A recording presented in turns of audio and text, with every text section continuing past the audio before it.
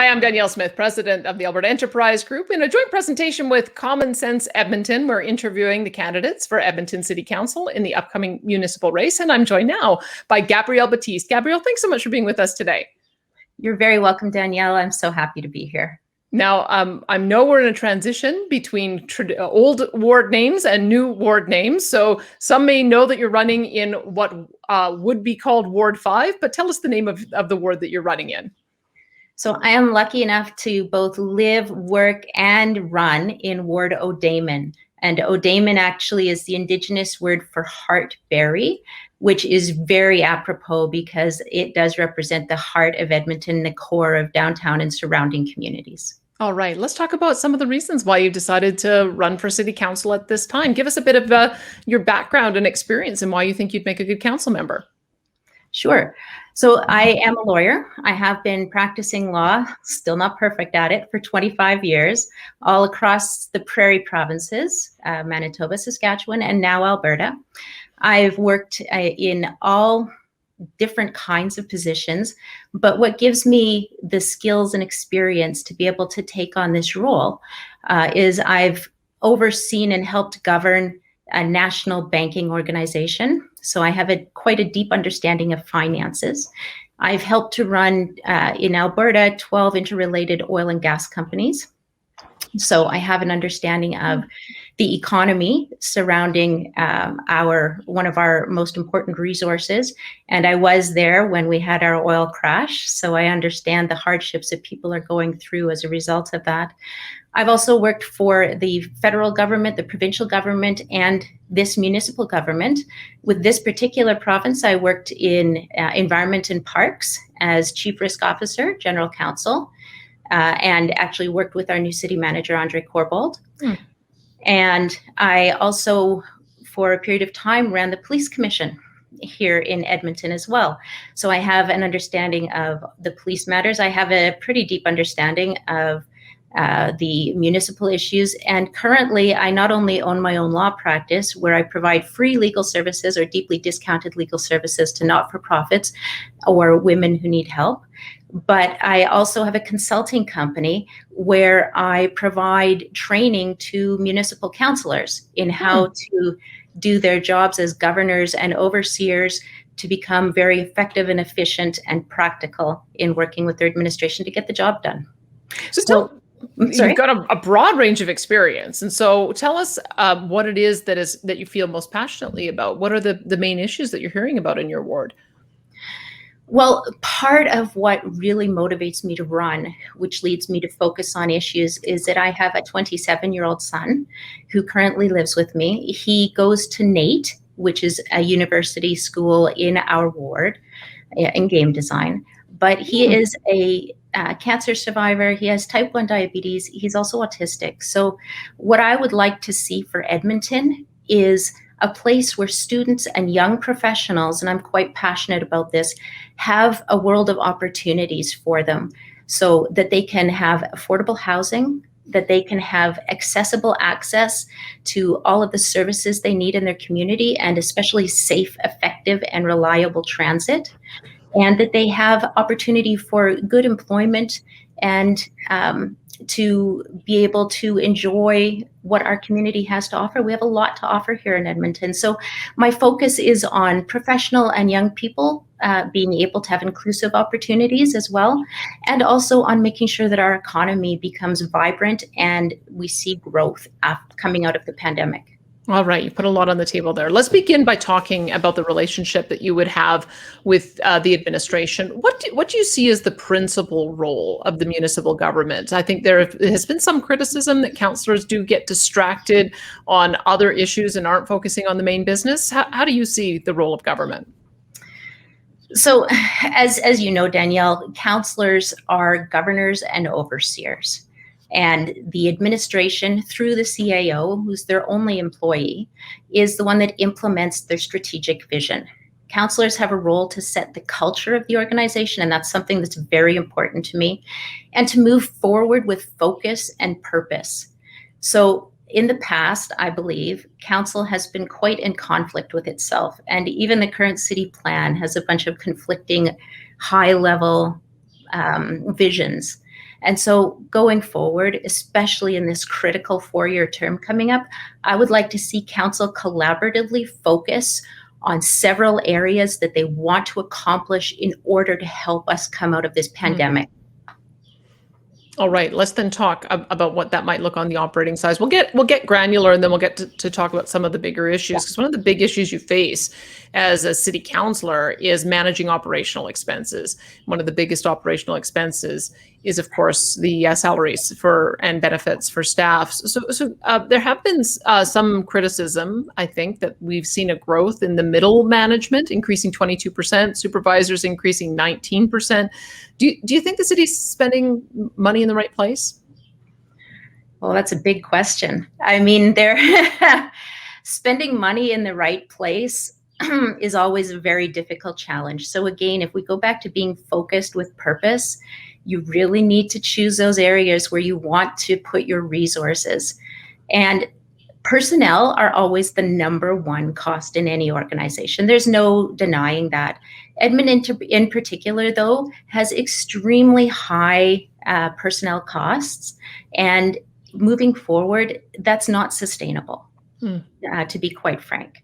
So what we need to do is we need to really look at what resources we have and where we're spending those resources to determine what some efficiencies can be. I want to really say that I don't believe that efficiencies are going to be found in frontline staff. I think we have to have those frontline staff, but there are a number of other areas where we can pull back our spending. So let's talk a little bit more about the union agreements and if you would approach those any differently. Because often what happens is even when we have pay freezes, you have employees that move up the grid from year to year. So do you think that needs to be addressed in any way, especially when we're looking at some of the straitened circumstances that taxpayers are facing post-pandemic? Yeah, so I mean, like I mentioned, the salary grid in Edmonton is quite high comparatively. As you know, and as you've said, you do keep moving up the grid. But when you're talking about collective bargaining, there are other areas that we can approach and perhaps collaboratively resolve that will help to reduce some of those costs. Again, it's not the frontline staff because they're very, very important and integral to being able to provide the right service levels. However, we can approach and view the overall structure with a better lens. Okay, when you look at council compensation, because sometimes there's an argument that if council wants to have the moral authority to make changes in collective bargaining agreements, they've got to be the ones to take the cuts first. So when you look at the full package of compensation and benefits and transition allowance and pension, do you think anything needs to be changed there, or are you happy with the way councillors are paid? You know what? If we're going to be reviewing anyone else, we start with us. That is always, you act first and model your behavior. So I'm always open to reviewing councillor salaries and benefits and the entire package. Okay, let's then talk a bit about spending and taxes. Give me some sense of how you look at the challenge of the budget as a whole. Do you think that the municipal government is spending too little, too much, or is it about right? Well, the municipal government is struggling right now, I think, in terms of accessing other funding from other levels of government, but so are all municipalities. And I think funds in general across the country are limited right now. We've had to do an awful lot of spending in order to help people through the pandemic. So I think that we're going to have to do more with less. That's simply the reality. And we may have to think of innovative ways in order to maintain those service delivery standards that we have. There's nothing wrong with that, including collaborative partnerships with private industry. Are there some obvious areas that you would look at for where you might make cuts? Well, I think that I would have to review the entire budget, but one of the things that I am interested in is looking at our safety supports as a whole. So I know Edmonton in particular, and many cities, have been focusing greatly on homeless issues and social supports in order to be able to help those vulnerable citizens.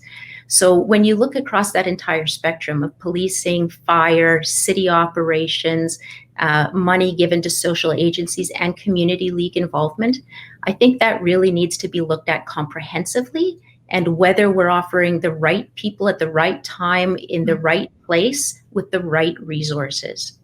All right, let me ask it the other way. Is there any place where you think they need to increase spending?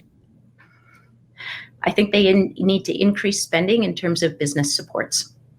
So I would advocate definitely increasing spending, not only to help support local and small business, but also to direct funding where it's needed most in the neighborhoods that require it most to achieve effective and efficient transit, because that is absolutely a number one priority.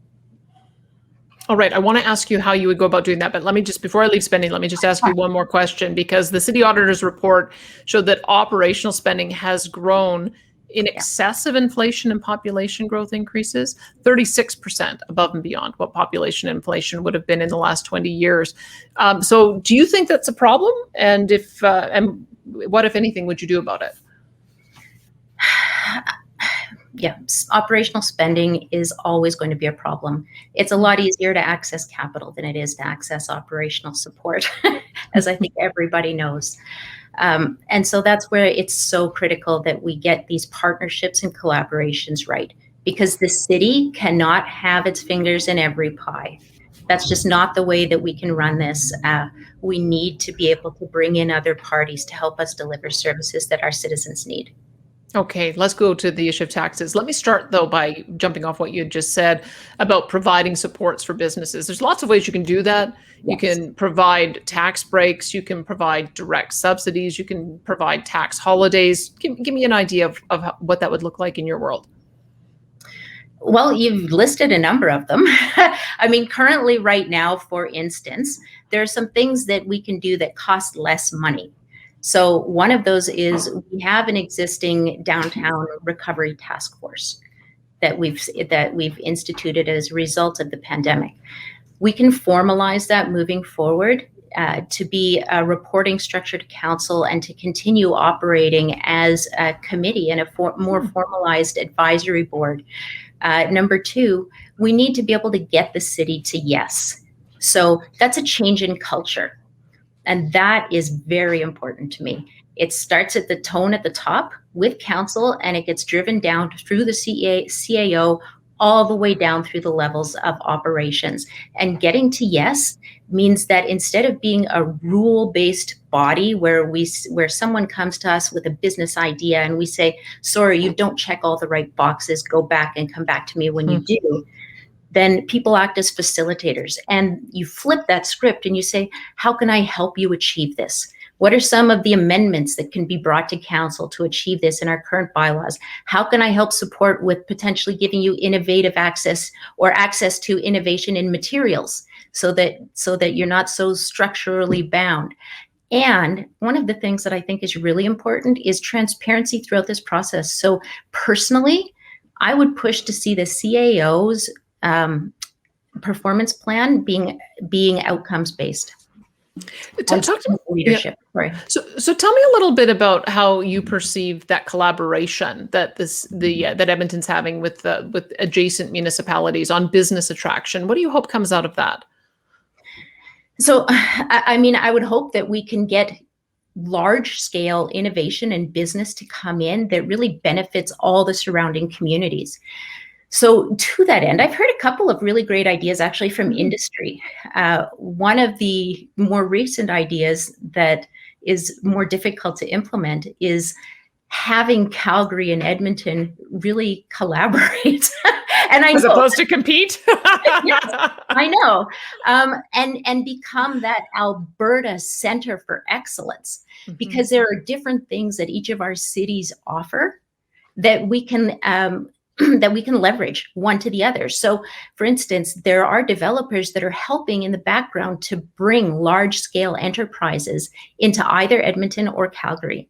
And they do that very strategically. And that helps Edmontonians because they get job opportunities no matter where that business is located. So in small regional, in terms of the surrounding communities here around Edmonton, Again, if we are looking at, for instance, putting greater integration in place, then we can leverage resources and share our resources in order to put employment hubs into place, and put centers of excellence together with private industry, education institutes, and others, community members. So talk to me a bit about where you see the energy sector going. It's sort of interesting because you mentioned that your son's in a program that's in the new technology space. You've had a lot of experience in our traditional industry. What do you see the future for oil and gas? Well, I don't think oil and gas is going to disappear anytime quickly. That's for sure. I think it's in everybody's best interest to start to leverage our clean energy supplies, so wind and solar, and also potentially hydrogen. But there needs to be that, again, collaborative approach. So I really do see continuing to work with the oil and gas industry as we move forward, and looking at collaboratively changing the focus so that people who are in the oil and gas industry can access retraining in the long term and can make sure that there are employment opportunities moving forward. I understand that we all want to reduce our carbon footprint and reliance on GHG. And I do support that. I just think that you need to have a practical, incremental approach. All right. I have to ask you about a project that was somewhat controversial because it was a solar project in conjunction with EPCOR, but it was in the River Valley, and it barely passed 7-6. If you'd been on council, how would you have voted on that issue?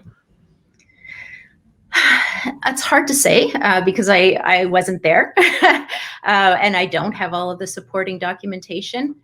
But what I would have considered in casting my vote is the employment opportunities, the amount of reduction in carbon footprint and GHG as a result of the new energy access, but also the ecological impact to the River Valley and the impact actually to people using it in general. It is our most precious resource here in Edmonton, not just for ecological purposes, but for tourism and for mental health and physical activity and staying healthy as a population.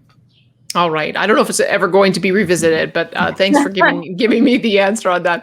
Let's. I did want to get a little bit more into the issue of taxes, because do you think that I'll ask you sort of the same kind of question that I asked on spending. Do you think that the tax levels are too high, too low, or about right? I believe that this was the first year for a property tax freeze in about 20 years, or since 2000. It's been some time since there was a property tax freeze. And so where do you think taxes need to be headed? Well, I'm not going to sit here and promise you that taxes are going to be frozen for the next 4 years. That's not part of my platform. I think we have to have a realistic outlook on this. The city continues to need to deliver services at as high a standard as it can to satisfy its citizens.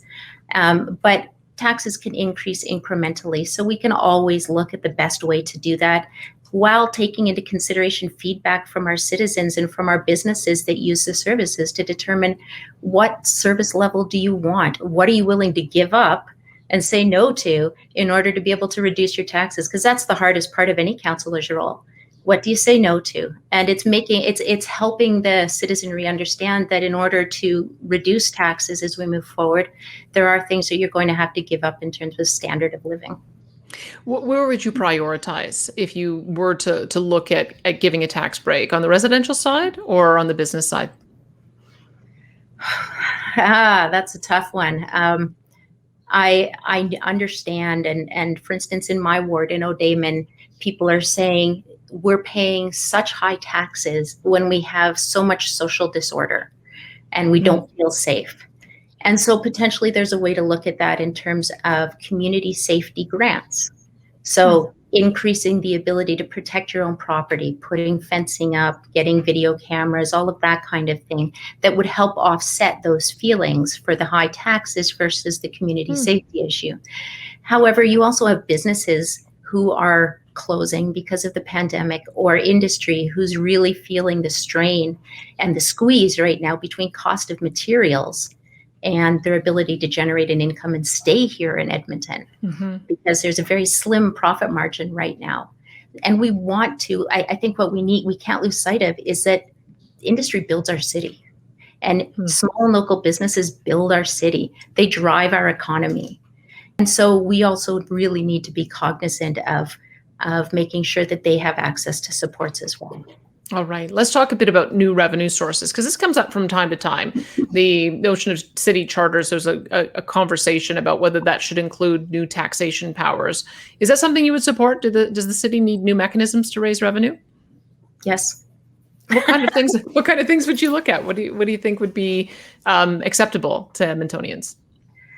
I think that. Oh, sorry.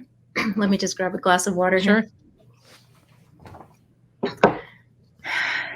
I think that it's important to be able to look at different kinds of levies, that there's only one taxpayer, for instance, and that we can look at innovative ways of potentially diversifying our taxing strategy so that it's not impacting such a broad range of people in the same way.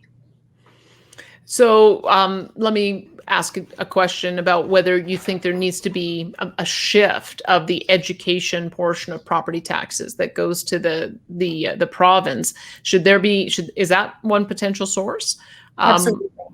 And so the other side of looking at that is, if the province does vacate that room, should some of it be passed on to taxpayers, or do you think that there's enough need that it should go to increased spending? I think that's a really great question, and I'd love to see that investigated further. What I am open to is looking at all of those different strategies to determine some of them that we can implement moving forward, because we need to change the way that we're operating. We need to become more innovative, and moving forward, we need to explore all our tax opportunities. Okay. It's the way that the city generates revenue, right? Right. And the city generates revenue from growth, both attracting new businesses, but also growing suburban areas. So talk to me a little bit about affordable housing, which you mentioned. What does that term mean to you? Where do you see the nature of the problem of affordability? There are two places. The one that I'm focused on, I mean, you'll hear a lot about supportive housing and homelessness and the strategies to end homelessness. Okay, well, we're in year 13 of a 10-year strategy to end homelessness that hasn't been successful at all, because we still have the same number of homeless people today that we did then. We have 2,200 homeless people, and it's not a strategy to keep building houses and homes or supportive housing to be able to access a continuing 2,200 people every year. Prevention is key for me. And that means looking at the working poor and looking at interventions there, and looking at interventions in schooling to build skills, to build resilience, to build economic opportunity and entrepreneurship with our youth and our children.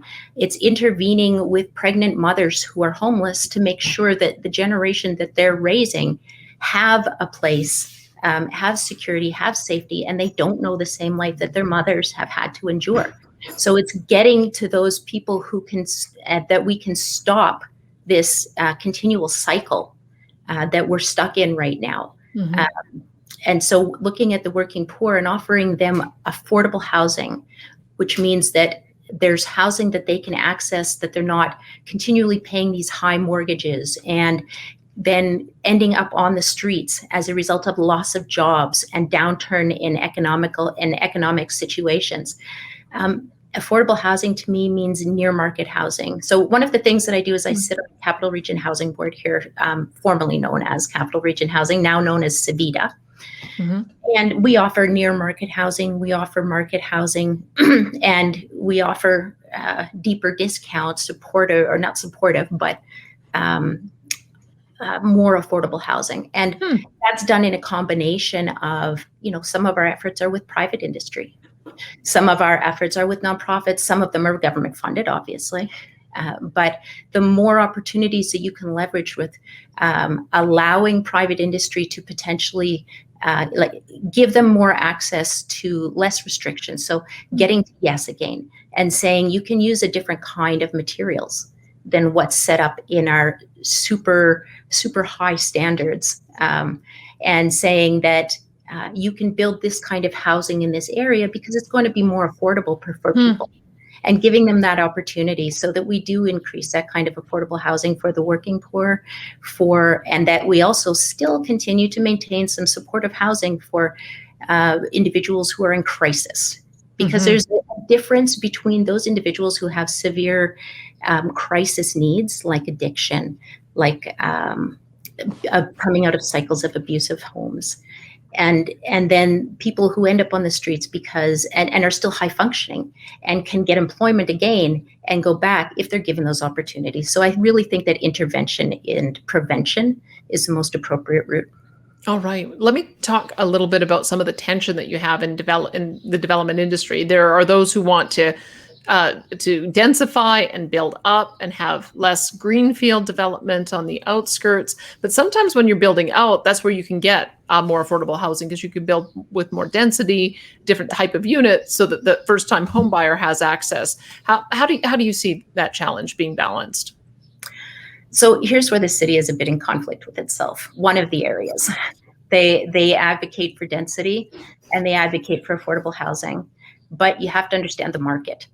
So if there is no market for condos and you're building more density based on condos, or if there is a glut or if there's too many of one kind of housing, like there potentially is in a number of areas in the city, then it's not going to get filled. And you have to change to adapt to the market. The market is a real practical driver. You can't just build based on an ideology. And that's actually a primary point for the entire city plan. While it's ideologically beautiful, it might not be practical. All right. Talk to me a little bit about the 15-minute plan, because I want to understand where you think the priority is in trying to make sure that all of the essential amenities are within 15 minutes of a residence. What kind of things do you think are missing? Is there anything in particular in your ward that's missing? Well, I can tell you right now, I live in Rossdale, which is one of the more privileged areas of my ward. There's no denying that. We have zero access to services, though. We have no services. So we need to travel further than 15 minutes to be able to access services. We have access to the River Valley, which is health and mental health, physical health, and those services are also extremely important. So it really comes down to a balance. I do believe very strongly, especially coming out of this pandemic, that community connection and a reduction in isolation you have to have that. You have to increase that for people. And there are a number of ways to go about doing that, partnering with organizations, especially community leagues. I think they've been overlooked, and Edmonton has, well, all of Alberta has a very unique structure here that we need to leverage better. Can you elaborate on that for me a bit? Because I'm wondering, is the strategy about making sure people have access to a local grocery store and conveniences in the private sector, or is it about making sure you've got a swimming pool and an arena and an outdoor rink? What is the priority for you? There are different kinds of activities and access for health. It doesn't have to look like an arena or a pool, and you can actually look at several communities together. So you don't need to take a single neighborhood like Rossdale. You can look at, for instance, the downtown area. In my mind, we need to stop thinking that downtown is this tiny community, and we need to stretch that area across across Chinatown. So from 124th all the way over to Chinatown, to say this is the community. And here are the services that you can access. And we will give you within this community multimodal ways of accessing those services so that you can get there quickly. Might not be within 15 minutes, but it's going to be pretty close. Right. And so we're looking at rapid transit around that area. We're looking at scooters. I love scooters. You shouldn't be ticketing scooters. I'm just going to throw that out there. It's a pet peeve of mine. You can't on one hand say we want a multimodal society and then start ticketing your ways that don't cause greenhouse gases and get people from A to B very quickly. All right. Let me ask you one last development question.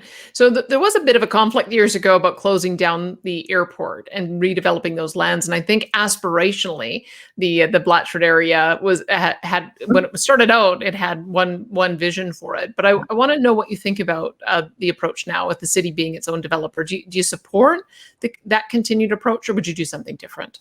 I would do something different. What would you do? I would not have supported that approach then. And I think there were a lot of problems with it at that time. Again, Blatchford is built on an ideology. It's Mm, not built on a practical reality, and it certainly wasn't built on market. So mm, right now, the big developers won't touch it with a 10-foot pole. mm. There's simply no opportunity and no margin for profit.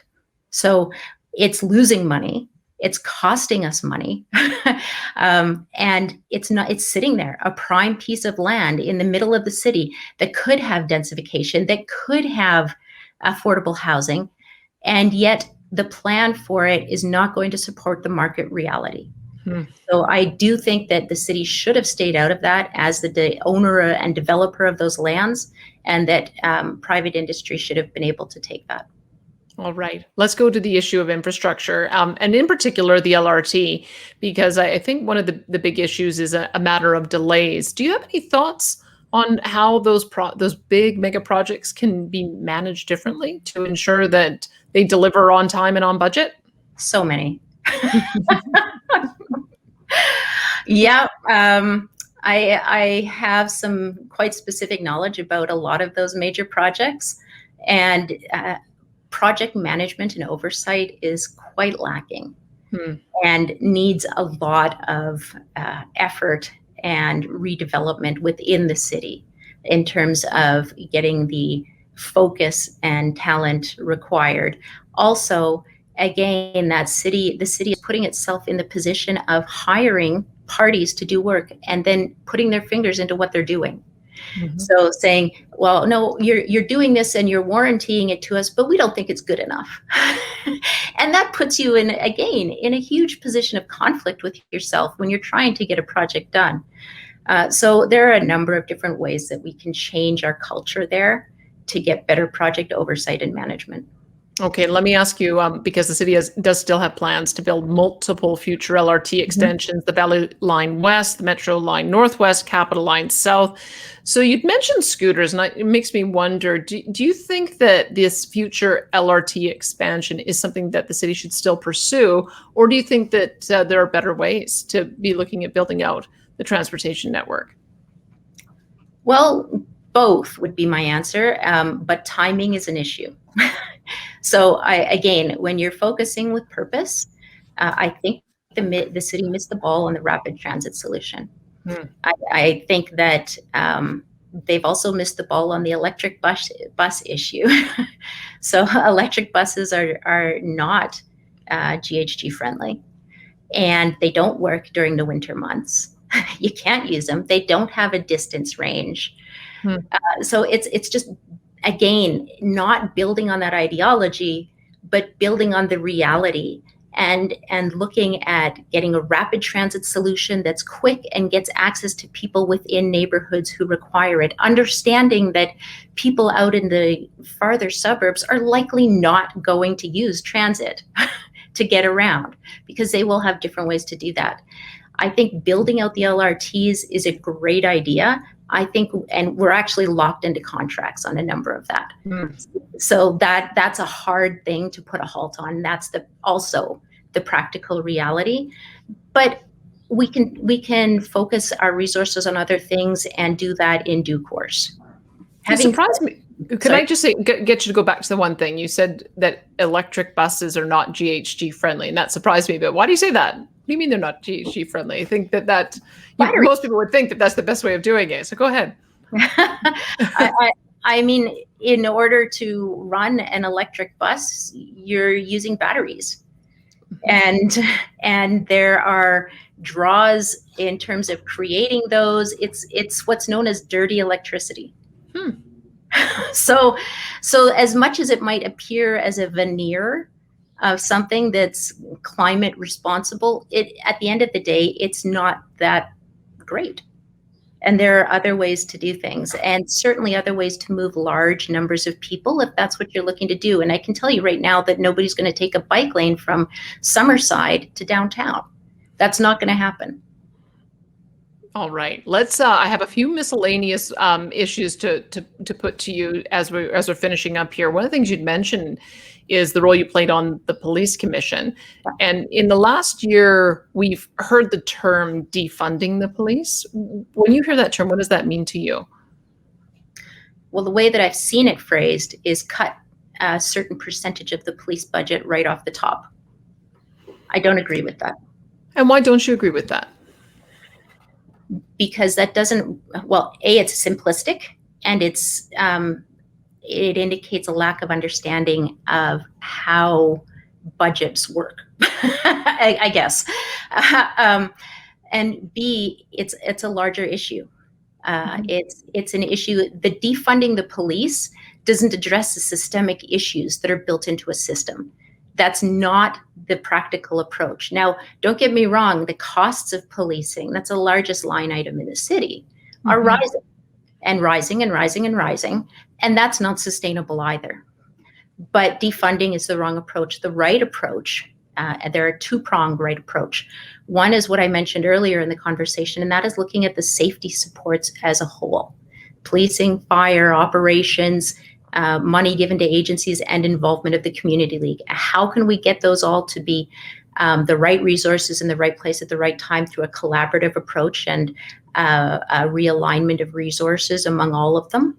And B, creating a national professionalized policing college so that we address some of those systemic issues. So one of the things that I've done recently is incorporate for free, because that's what I do, an amazing group of individuals who are building a coalition to do just that. So a lot of people will talk a big talk, but I'm actually doing something about it. All right. Let's talk as well then about another issue where there's the potential to save money. The city garbage collection's already private, half of it anyway. Should the city privatize the remainder of it, or should they be looking at privatizing anything else, like the operation of golf courses might come to mind, or anything? Do you approve of that kind of approach, or do you think there are problems with it? I'm open to it. I don't have the answer right now, but I'm definitely open to exploring that.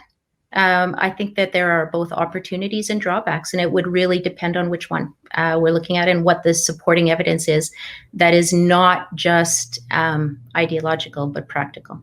All right. On the issue of residential speed limits, there is a movement that suggests going further down to 30 kilometers per hour, but speed limits were reduced to 40 kilometers per hour last year. Do you agree with that decision? And is that the right place to stop, or would you want to go further? So I guess what I have to say is that one size fits all does not fit all. Communities are unique, distinct, and beautiful places, and each one has different needs. You have to stop using that one size fits all approach, because it doesn't work. If there are communities where there have been high rates of safety issues, sure, look at speed reduction, but don't just target it based on an overall strategy as a reaction to some of the things that we see on the news. Look at it in a targeted fashion based on statistics and data. We need data-driven information and decisions. All right. There is going to be a referendum coming up in conjunction with the municipal election this fall on a provincial issue. Other municipalities are looking at having other local issues put on the ballot as well. Do you generally favor those kinds of approaches on referenda, or do you think as an elected council member that you would prefer to be the representative and make more of those decisions yourself? How would you balance those questions? It's interesting, and this will definitely be an interesting election. I think probably the criticism of having a referendum on the ballot is it drives people to vote a certain way.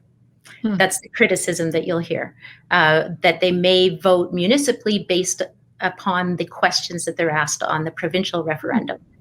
Now, having said that, I do favor greater engagement with citizenry in the big issues that we're asking. And I do favor taxpayers having a say in how their taxes are used and in how things are run. So one of my big platforms is owning your rights. You have rights as a citizen of this city, and you have rights as a business. And you need to know what they are, you need to own them, and you need to push for them. And the city needs to do better in terms of engagement. All right. Let me ask you a question, because I'm looking at a picture of the think tank library downtown. So do you love it or do you hate it? I can't stand the design of the library. I'm so sorry. It did end up looking like a tank. It looks like a tank. It does. At one point, I posted a picture of the tank that the police got and a picture of the library side by side. And they looked very similar. What the problem is, I think, for a lot of people is that end design was not what we were going, right? It's like buying a dress online and it's 2 sizes too big, or it's a lot uglier than you thought it would ever be. Having something that you pay for turn out the way that you want it to be is really important. All right. Let's finish off with the discussion, because when you're on the role of the council member, because when you get elected, there's sort of 2 ways I want to go with this. When you get elected, you're elected as an independent, but you still have to find a coalition of like minds on a given issue to get your ideas put forward. So give us an example of either how you've done that in the past or how you do it in this environment, so that you can ensure that the things you care about get passed. So that's one of the things that's extremely critical as a skill to bring on. You should be able to show that you are a collaborator and a stakeholder engager and a coalition builder.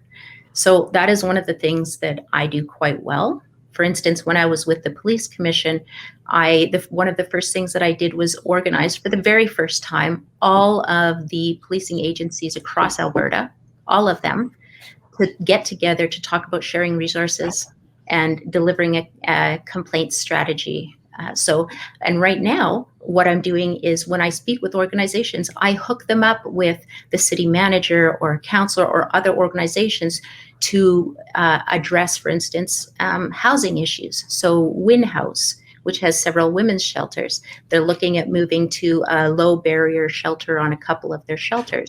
And the first thing I did was connect them with the individuals in the organizations that could help them develop that and share that as part of an overall city strategy.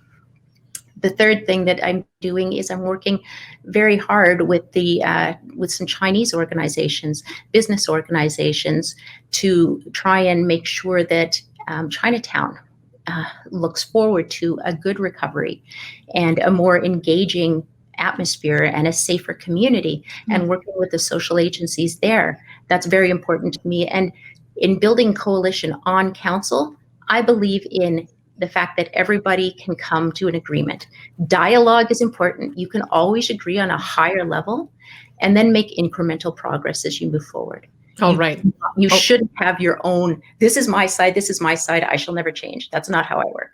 Okay, well, then to that point, because there will be times that the administration recommends something that's good for the city as a whole, but your own constituents will want you to vote another way. How would you respond in those circumstances? My job as a councillor is to represent the interests of my ward and to do what's right in the best interests of all of Edmonton. And so I will balance the two. But at the end of the day, I vote in the best interests of all of Edmonton. All right. Well, thank you so much for the conversation today. I sure appreciate it. Thank you, Danielle. It's been a pleasure. All right. That is Gabrielle Battiste. She is your candidate in Haut-des-Mines, which is also Ward 5.